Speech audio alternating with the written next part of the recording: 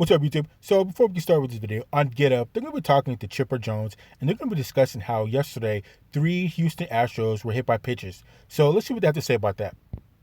See on Twitter, Altuve and Bregman and Springer, 3 of the highest profile stars on that team, all hit by pitches yesterday, and they'll think immediately the retribution has begun. What did you see yesterday?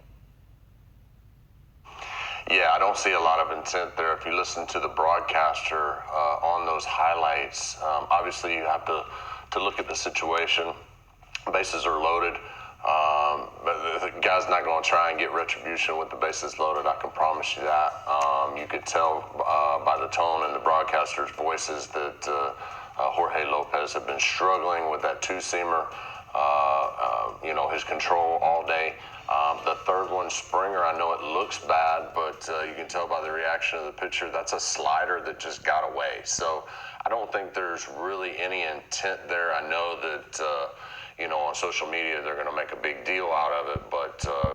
Of course, you got to call out and hit up the cheaters. I don't see any intent there.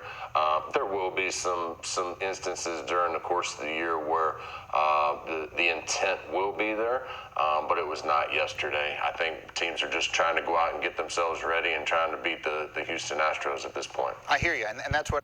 So I'm kind of on the fence with this. So if you look at the situation where the players got hit by pitches, it kind of plays itself out to where, there was no payback at that point, at those point in time. But on the other side of the fence, I'm thinking, payback could be at any point in time. And to have 3 players hit in one game, that's kind of excessive. I mean, that's kind of a lot. But that's what I'm saying. I'm kind of on the fence with this because it played itself out like it was mistakes by the pitcher.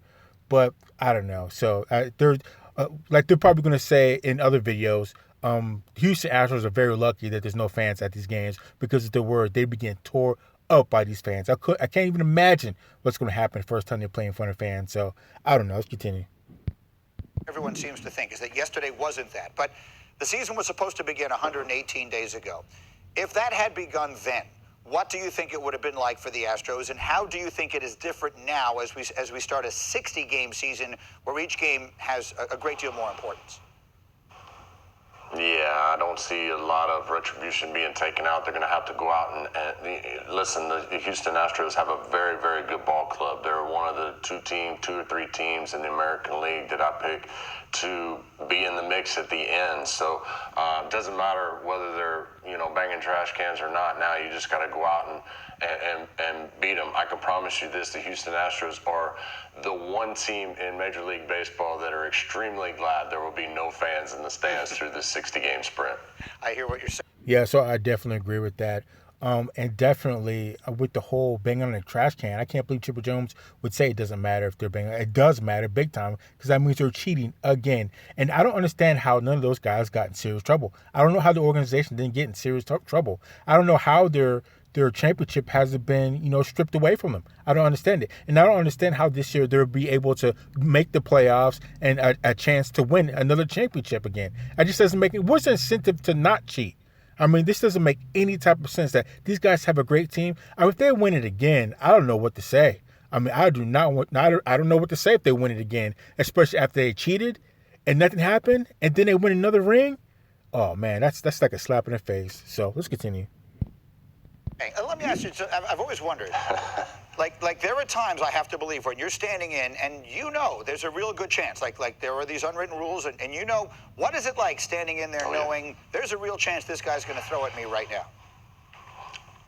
It's very unsettling, I can promise you that. If you know some guy's coming at you, and there have been a couple of different instances during my career where I knew it was coming, and you just got to stand there and wear it because, either we hit one of their guys, which they thought was on purpose, and obviously if they're going to hit somebody, they're going to hit one of the good guys, and normally that was me. I didn't get hit that often.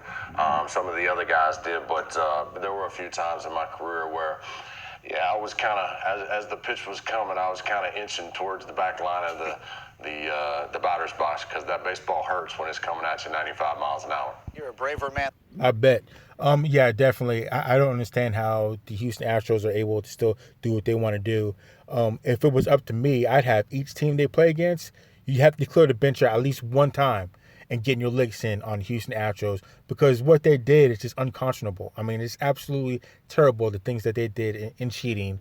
So that's why I'm like, look, definitely, every team they play against, they better get in. Everybody, you better clear the bench out and put hands on Houston Astros to let them know. I know that sounds violent, but at some point, if they're not going to get in trouble by the league, if they still get to keep their championship ring, if they still get to, compete for a championship after everything they've done, well, then we get that. Every team gets to at least to get their shot at Houston Astros. So, I don't know. Let's continue.